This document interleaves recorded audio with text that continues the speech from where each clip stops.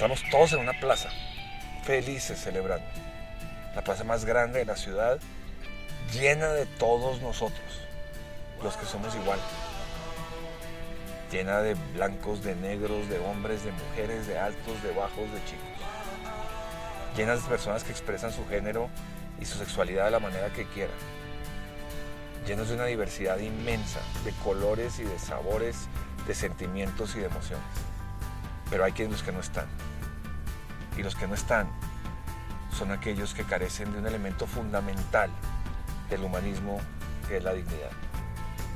Porque no puede haber humanismo si no partimos del supuesto de que todos tenemos un derecho natural de tener dónde comer y dónde vivir. A un techo y una comida que no tenemos que salir a buscar a diario. Y ese es el gran faltante de nuestra humanidad. Porque solo a través de la dignidad se puede lograr la humanidad y solo a través de ella logras el propósito y solo a través del propósito un legado y solo a través del legado de la trascendencia. Hay seres humanos maravillosos de los cuales oímos su pensamiento hoy. Esos son los trascendentes. Hay seres humanos de cuyas cosas sus estudios vemos. Son los que nos han dejado un legado. Y hay muchísimos de nosotros que tenemos un propósito. El propósito es tan esencial al ser humano como la corporalidad y el ADN. Un ser humano sin propósito no es nada diferente que una persona que vive el día a día pero sin saber hacia dónde camina. El hacernos más humano implica dos cosas. Primero, garantizar que todas y cada una de las personas tengan su dignidad salvaguardada y que si vemos que si está rota, perdida o siquieramente resquebrajada, tenemos un deber de repararla y de reponerla. Un deber no de superhéroes, ni de grandes personas, ni de grandes personajes.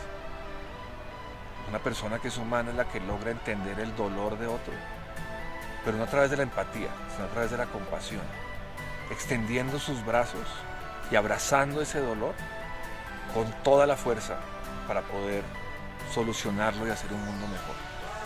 Eso es el humanismo. El humanismo es una actitud activa, no pasiva.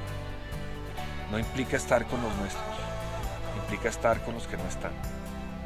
Por eso, cuando hablamos de humanismo, hablamos de una corriente de miles de personas, pero hablamos al mismo tiempo de individuos que han sido despojados de lo más básico que tienen. Y en ese sentido, tú y yo tenemos un trabajo por hacer, y es restaurar en un mundo completamente roto la dignidad de aquellas personas que la han perdido. Porque si no tienen esa dignidad, no tienen la capacidad de realmente gozar la plenitud de la humanidad. Y no tienen derecho a estar en esta fiesta, en esta plaza con todos, porque son marginados y porque no están. No puedes ser humanista sin entender que debes tener una labor de incluir a aquellos que no están. Y una vez estén, construir un propósito común o individual que nos lleve a ser mejores, que nos lleve a ser más felices. Te invito, a través de esa actividad hacia el otro, a ser parte de la humanidad y en consecuencia a ser humanista. Es bien fácil, mucho más fácil de lo que parece.